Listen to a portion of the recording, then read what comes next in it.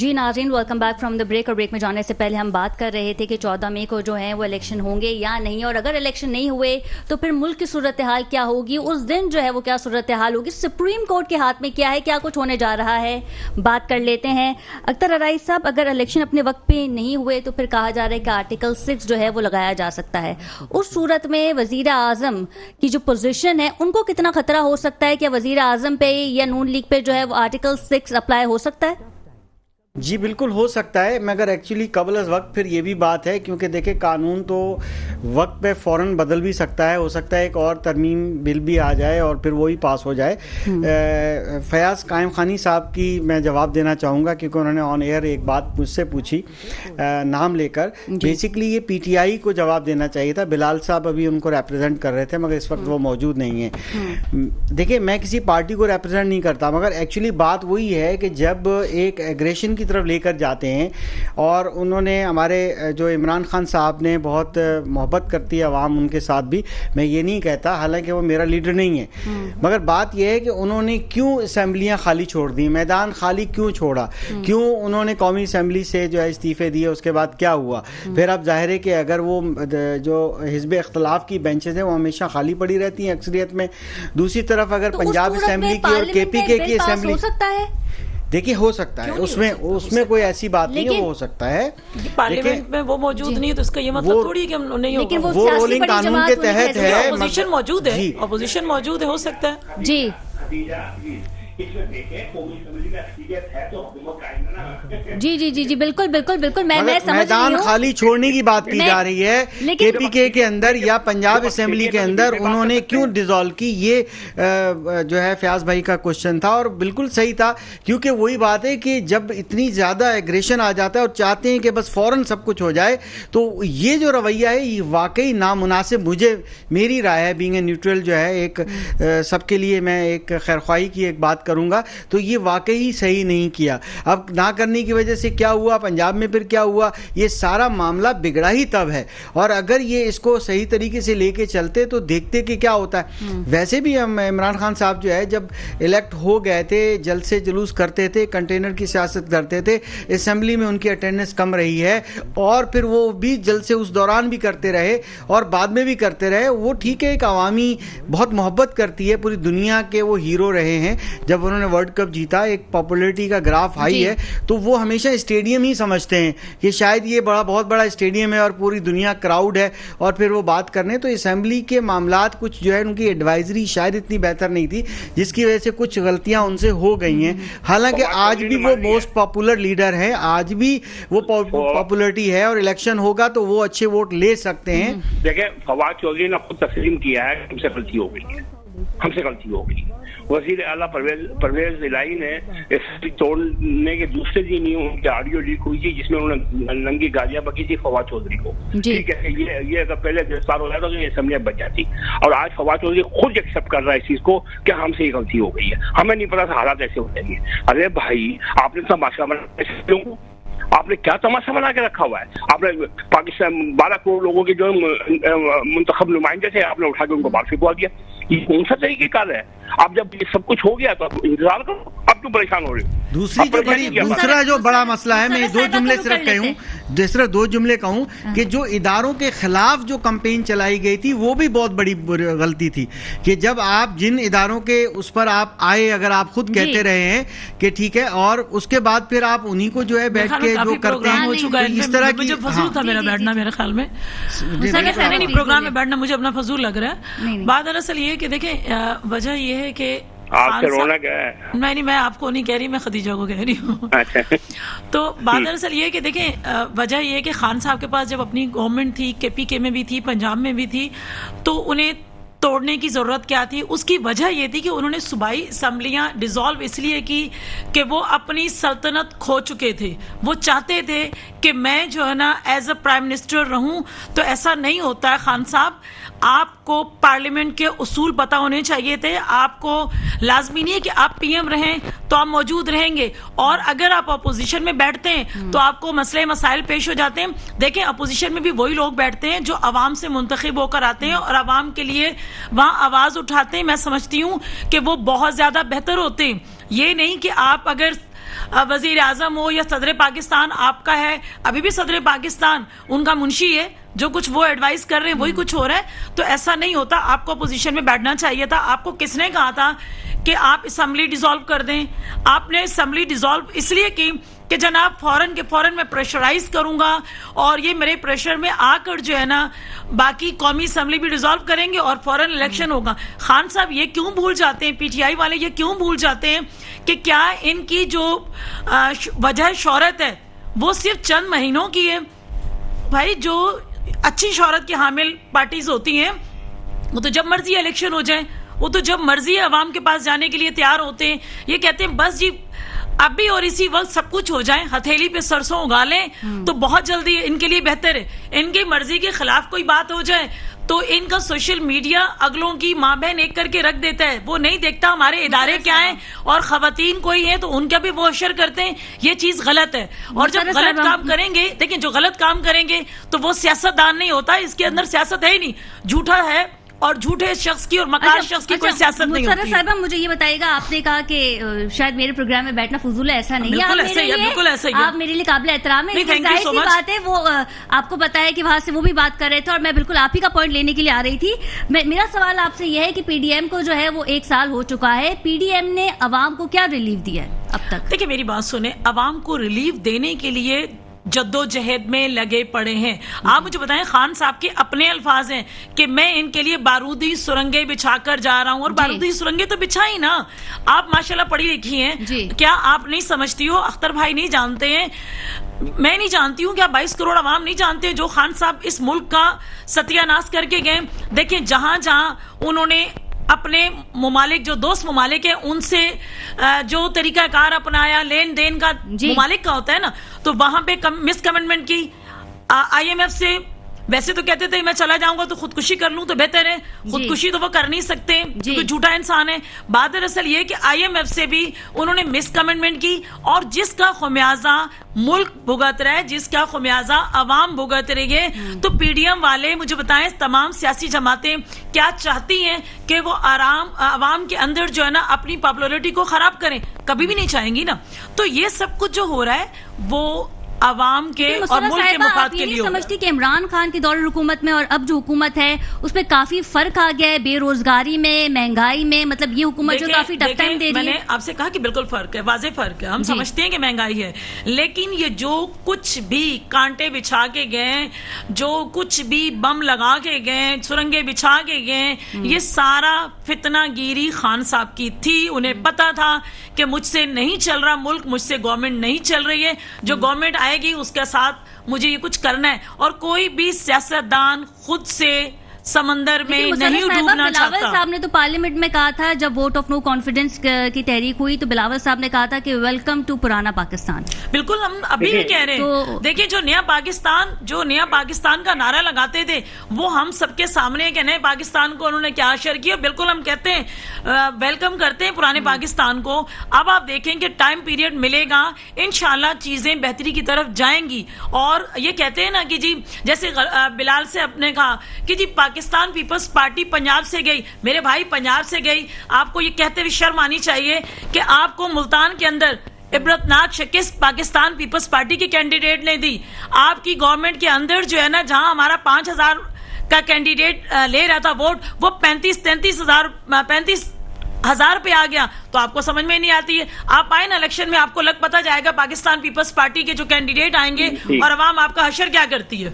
अख्तर अराई साहब का रुख कर लेते हैं। अख्तर अराई साहब, आपने मुसर्रत साहिबा की जो है वो गुफ्तगू भी सुनी, क्या लगता है आपको आने वाले दिनों में जो है वो मुल्क का सियासी माहौल किस जानिब जाता दिखाई दे रहा है अगर इलेक्शन नहीं हुए अपने वक्त पे? तो देखिए, सियासी माहौल तो है ही, मकसद तो अब तो सिक्योरिटी का मसला भी अपनी जगह पर है। इस वक्त हमारे हुकूमत की मुकम्मल मशीनरी जो है वो दूसरी जदोजहद में लगी हुई है। हालांकि जो हमारे सिक्योरिटी कायम करने वाले इदारे होते हैं, जैसे कि आपने देखा कि स्ट्रीट क्राइम बढ़ गया है, महंगाई की वजह से बाज़ ऐसे वाक़यात स्टार्ट हो चुके हैं जो कि पहले नहीं हुआ करते थे। कराची शहर अमन का गहवारा बन चुका था, मगर उसके अंदर भी इस वक्त आप देखें कि रोज़ रिपोर्ट हो रही है, क्राइम्स बढ़ते जा रहे हैं। बाज़ ऐसी जगह हैं जहाँ पर रेशो कभी भी इतना नहीं था, वहाँ रेशो और बढ़ गया। इस वक्त ज़रूरत इस बात की है कि कम से कम एक पाकिस्तान का शहरी सुकून से आधा खाना खा के भी अगर सोए तो सुकून से सोए। इस वक्त उसको नींद नहीं आ रही कि कल क्या होगा।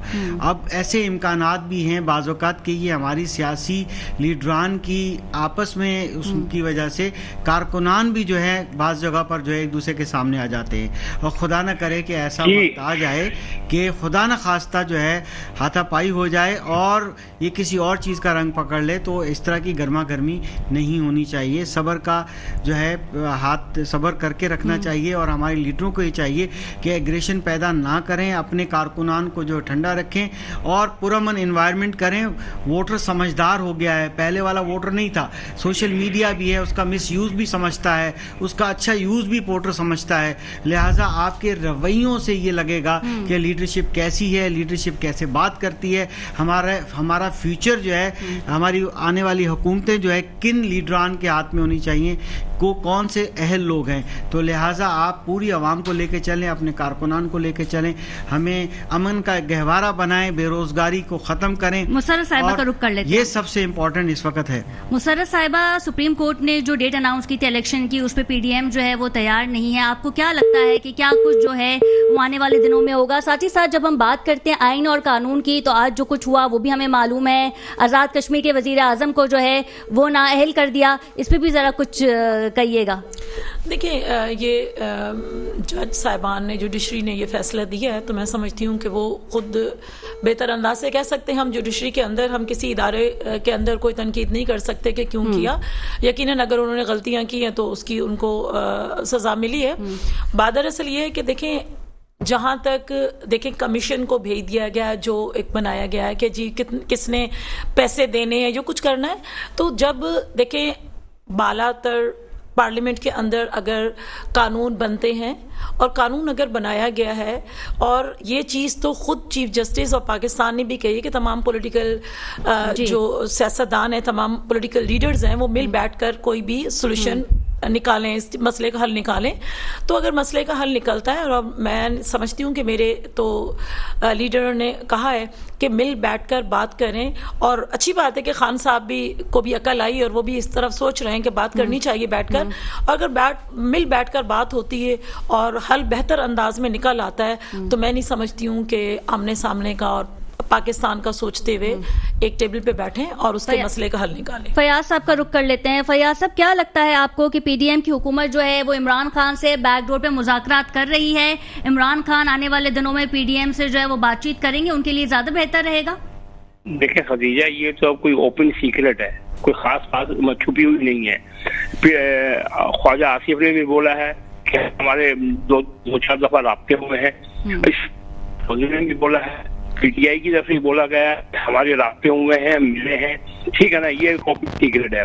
बात ये है कि ये टीम भेजते हैं, इमरान खान अपनी मुज़ाकराती टीम भेजती है, मुज़ाकराती टीम वहाँ जाके डिस्कस करती है, फिर वहाँ कहती है कि रुको जी हम पूछ के आते हैं, वो पूछ के आते हैं, वो इनकार कर देते हैं जी, ठीक है। इस तरीके से जब तक इमरान खान खुद नहीं बैठेंगे ना, क्योंकि पीटीआई में जो है कोई और शख्स फैसला करने की अथॉरिटी नहीं रखता है जी। कोई कहानी, कोई किचन कैबिनेट नहीं है, कोई इनकी जो है वो ऑर्गेनाइजिंग बॉडी नहीं है, कोई इनकी तंजीमी ढांचा नहीं है, कुछ नहीं है। वन मैन शो है। इमरान खान हाँ करेंगे तो कानून है, हाँ ना करेंगे तो वो पॉलिसी है। इसमें इस मामला नहीं बैठेगा ऐसे। और दूसरी बात ये देखे खदीजा कि इंतखाबात आप बार बार कह रही है, इंतखाबात का भी डेट आई कब है? इंतखाबात का वक्त कब पूरा हुआ है? असेंबली की मुद्दत कब पूरी हुई है? असेंबली की मुद्दत अगस्त में पूरी होगी, जाके अक्टूबर में इंतखाबात नहीं, जो असेंबली तहलील हो गई है, जो सुप्रीम कोर्ट ने हो गई है, मैं उसकी बात कर रही हूँ। हाँ, मैं भी समझता हूँ, उसकी बात कर रही है, तहलील हुई है ना। अब सर ये मुल्क में नाकी फैलानी है, 3 किस्तों में इंतखाबात होंगे, कैसे मुमकिन है? आज इनके दो के अब देखें, एक की डेट आई है 14 मई की, दूसरी की आएगी जून की, अगर कल बलोचिस्तान असेंबली चली जाती है उसकी आएगी जाके अगस्त की, फिर असेंबली तोड़ दे। ये कौन सा तरीका? क्या सोच के 14 मई की डेट दी थी कि अगर मुल्क के लिए ये मुस्बत साबित नहीं हो सकता, लेकिन फिर वो आइन में लिखा था कि 90 डेज में जो है वो इलेक्शन होने। ये पाकिस्तान की तारीख का एक अजूबा फैसला किया है सुप्रीम कोर्ट के 3 रुकनी बेंच ने। कोई मुद्दा ही नहीं था इसमें कोई मुद्दा ही नहीं था। एक डोगर था SSP CPU DIG समझ लें, एक डोगर था CCPU लाहौर, उसका केस चल रहा था। उस केस में जो है 2 जजों ने कहा इससे जो है ना वो सोमोटो ले लो। अब एक की पोस्टिंग और ट्रांसफर का चक्कर चल रहा था, उसमें बात आ गए। अरे भाई इसमें कहाँ से इंतखाबात घुसेंगे, चलो हो गया। फिर पहले आपने 9 रुकनी का बेंच बना दिया, 9 रुकनी टूट गया, वो आपने 7 रुकनी बना दिया, 7 रुकनी खत्म हो गया, फिर आपने 5 रुकनी बना दिया, 5 रुकनी टूट गया, फिर आपने 3 रुकनी पे भी वो खड़े हो गए। जी चलेगा। देखिए ये तारीख का हिस्सा है। आपके पास मुद्दा कोई नहीं था, कोई नहीं आया था इलेक्शन कराओ। आपने खुद ही कहा हम तो इलेक्शन करवाएंगे, हम तो डेट देंगे, हम तो शेड्यूल देंगे। अरे भाई आप कौन होते हो? इलेक्शन कमीशन का काम है ये। बिल्कुल ठीक है। जब ये कोई तरीके तो नहीं है ना, इस तरह इंतखाबात पूरा मुल्क में इंस्टॉलमेंट के अंदर इंतखाबात होंगे, पूरा मुल्क पूरे साल जो है। बहुत शुक्रिया फयाज साहब आपके वक्त का। जी मुसर्रत साहब आप कुछ कह रहे थे। देखिए लाहौर हाई कोर्ट के अंदर पहले से ये चल रहा था केस, तो पहले सुप्रीम कोर्ट ने कहा कि जी लाहौर हाई कोर्ट में चल रहा है, आप वहीं चलने दिया जाए। फिर खुद जब एक कोर्ट में केस चल रहा है तो उसको खतीजा फिर अपने ऊपर सो मोटो एक्शन लेकर अपने ऊपर करके और फैसला कर देना, ये ज्यादती है। अच्छा मुसर्रत साहब ये भी बताइएगा कि जो इंटरनेशनल मीडिया में जो प्रिटेंड किया जा रहा है, जो दिखाया जा रहा है, वो ये बताया जा रहा है कि जी हम इलेक्शन करवाने के काबिल नहीं हैं क्योंकि हमारे पास पैसे नहीं हैं। लेकिन यही पार्लियामेंट ने इसी नून लीग की हुकूमत ने जो है वो 100 अरब दिए हैं MNAs को स्कीम्स के लिए। लेकिन फिर दूसरी जानिब बात ये भी हो रही है कि हमारे पास 21 अरब नहीं है इलेक्शन के लिए। ऐसे इंटरनेशनल मीडिया को जो है वो इंटरव्यूज दिए गए हैं PTI की जानिब से। PTI की जानिब से दिए गए हैं ना, आप कैसे देखती हैं? PTI की जानिब से दिए गए, PTI तो कुछ भी कर लेती है, PTI की क्या बात है ना। देखिए बात दरअसल ये है कि जब ऑटोमेटिकली 5 साल पूरे हो रहे हैं, अगस्त में हो रहे हैं, तो अगस्त को इतना दूर नहीं है, और फिर 3-3 स्टेप में क्यों लिए जाएं, और मिलकर बैठे और इस पे डिसाइड करें। और मैं समझती हूँ कि सही तरीकाकार से एक वक्त में अगर इलेक्शन हो जाते हैं, देखें अगर इलेक्शन KPK में और पंजाब में होते हैं, कोई भी फर्ज करें कोई भी आ जाती है सियासी पार्टी आ जाती है, तो फिर उसके ऊपर उंगलियां नहीं उठेंगी कि जी फलां सियासी पार्टी थी तो उन्होंने इंतखाबात करवाए, तो वो भी तो असरअंदाज होगी ना। वो तो मैं कहती हूँ ज्यादा असरअंदाज होगी, 2018 से ज्यादा असरअंदाज ये होंगे।